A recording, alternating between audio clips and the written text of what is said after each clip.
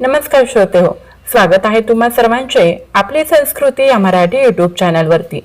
श्रोते हो, महाराष्ट्राच्या पवित्र भूमीवर प्रकटले एक दैवी अवतार अक्कलकोटचे श्री स्वामी समर्थ। भक्ती, चमत्कार आणि अध्यात्म यांच्या संगमातून जे प्रकटले ते होते अनंत कोटी ब्रह्मांड नायक श्री स्वामी समर्थ महाराज। चला तर मग जाणून घेऊया त्यांच्या जीवनातील प्रेरणादायी कथा आणि अद्वितीय लीला। त्यासाठी हा व्हिडिओ शेवटपर्यंत नक्की बघा।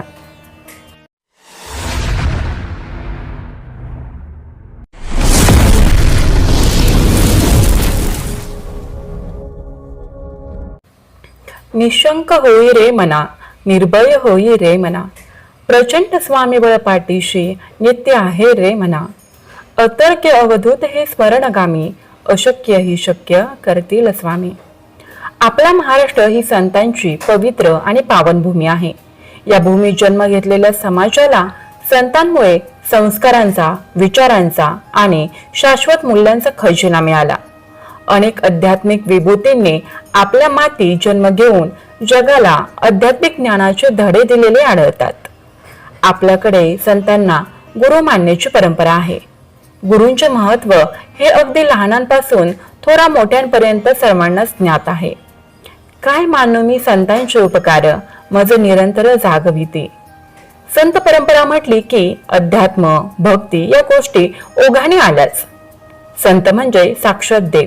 जगाच्या कल्याणासाठी विधात्यानं संतांना देहलोकी पाठवले अशी सामान्य जनतेची नितांत श्रद्धा आहे। खरंच महाराष्ट्रातील संत मंडळी म्हणजे आपल्या संस्कृतीचा कळस। देव, ईश्वर, परमेश्वर म्हणजे शाश्वत सत्य। तो काही काल्पनिक नाही आणि शाश्वत अस्तित्व आपण माणसानं कसं सिद्ध करायचं? परमेश्वर हा सर्वव्यापी आणि मर्यादित आहे। तो सगळीकडे व्यापलेला आहे, विशाल आहे आणि विश्वरूपी आहे। त्याच्याशिवाय विश्व असू शकत नाही। तो आहे म्हणून विश्वाला महत्व आहे। एखादी गोष्ट मर्यादित असेल तर तिथे अहंकार, अहम, स्वत्व येतात। पण परमेश्वर हा अमर्याद सर्वव्यापी आहे आणि सर्व जगाचा उद्धारकर्ता असल्याने तिथं अहंकाराला जागाच नाही।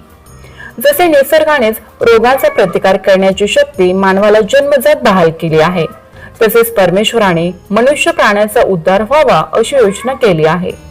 पण तरीही अनंत कारणाने माणसांच्या सद्बुद्धीचा त्रास होत आहे आणि तो दूर करण्यासाठी संत महात्मे अवतार घेतात।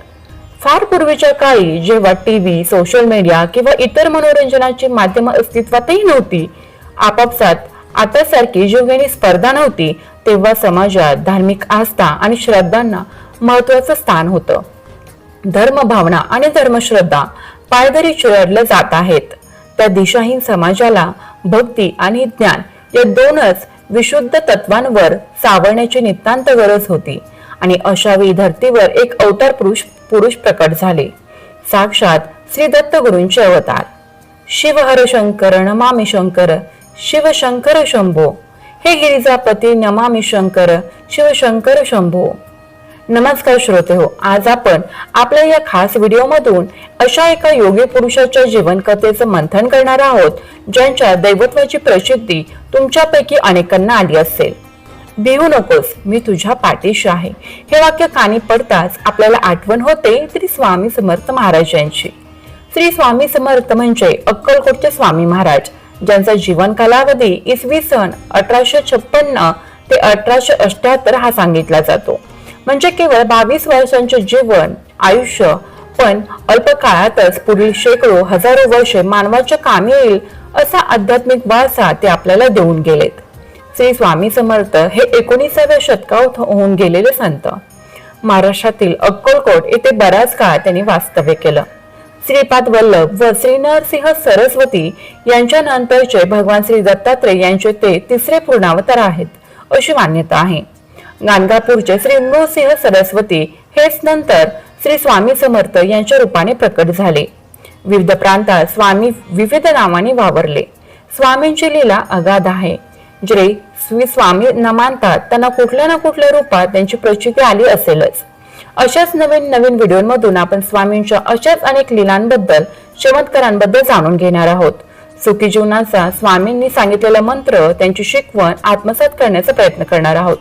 स्वामीच्या अवतार कार्याची प्रचिती घेणार आहोत।